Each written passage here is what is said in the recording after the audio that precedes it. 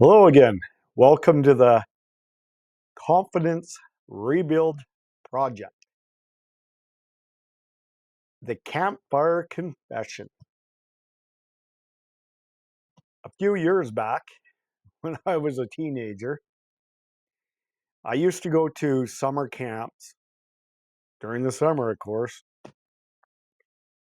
They had the usual stuff like horseback riding, singing around the campfire, different games, Bible stories, and of course, what they called like the tuck shop, which was like a Max convenience store, a 7-Eleven, something like that, where it just had all the different candy and different carbs that you just craved. And it was such a good experience to have that out there. It was our favorite thing to go out there and partake in whatever they might have at that time. It was a complete treat to be going to camp and just really indulging in that part of it was some of my biggest memories from that. But then I had a buddy persuade me into going to one of his camps for the first time. And I thought, oh, he's my buddy. I'll talk to my parents. And my parents wanted me to go to camp. And I found out later in life it was because they really wanted the alone time. And I thought it was because they were just so grateful of me learning and behaving and doing all these things when I came back. They just couldn't wait to send me.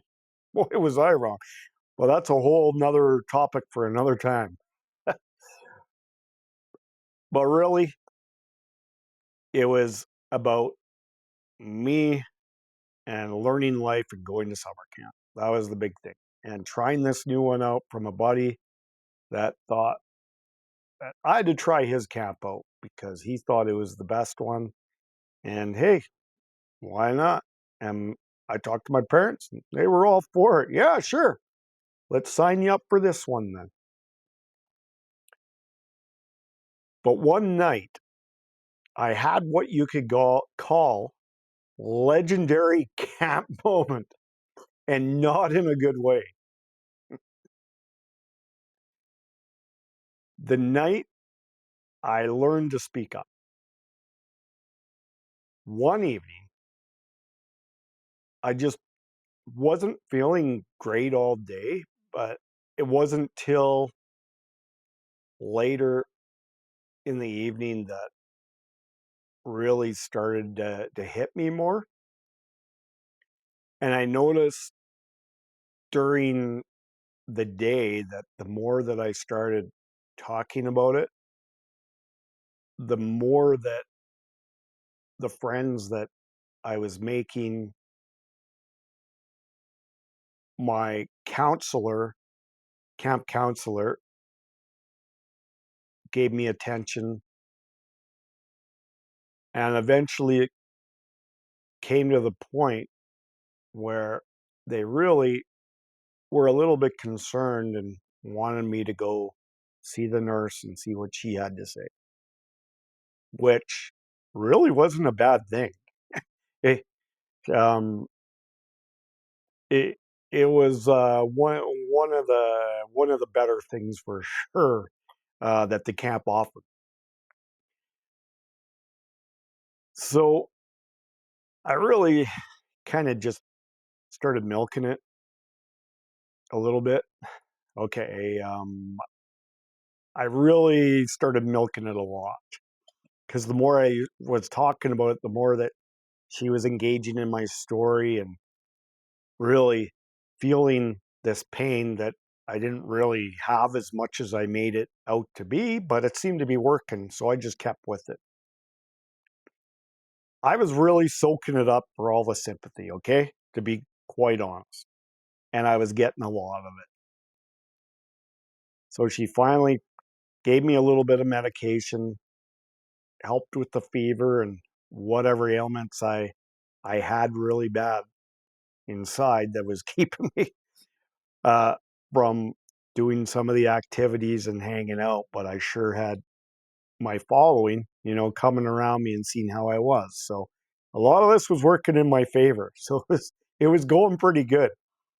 So as I was coming out of the nurse's quarters, I was walking down the hall and down the stairs, and my group, my peers, my support, my buddies that were around, they were all concerned and asking how I was doing, and even my counselor, uh, camp camp counselor that was in charge of our cabin, he was like, "Hey man, get on my back. I'll carry you. You look rough.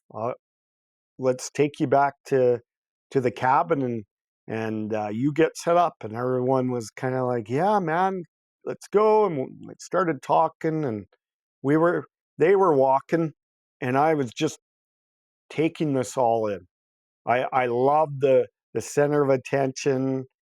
They were all smiling and talking, and it was a good moment of just getting all this attention that I wasn't really used to getting. So I was eating it all up until all of a sudden I realized I really had to pee, like really bad. So I thought, you know what?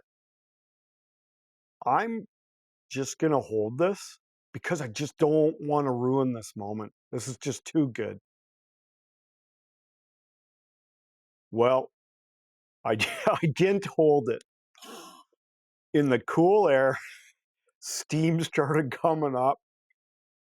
There was kind of a sigh because it was such a relief, you know, but then all disaster went. It went haywire. My counselor shouted, "There's pee on my back." He shook me off. I remember landing on the ground softly, like he didn't throw me, but I went like by the side of the trees, laying there going, "Oh my goodness, I want to die right now. I want to disappear." The whole camp seemed like they all stopped and looked at me in horror. It was a crazy moment. From my story to yours. Maybe you've had your own little camp moment where you're trying to keep it all together, but it only made it worse. Sometimes confidence isn't just about staying cool, it's about laughing and learning and not taking yourself too seriously. What's one moment that completely embarrassed you, but now makes you laugh? How was the mistake ever taught you to relax and just stop chasing perfection?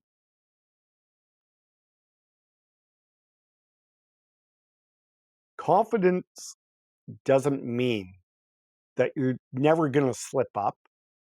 It just means that learning to smile after you do it. If you can laugh at your own mistakes, you've already grown past them. I I hope you got a kick out of this story like I do now. Now, but it's true. At the time that it happened, I'll never forget it. And am I ever glad that that was only one time I was at that camp and I never had to go back?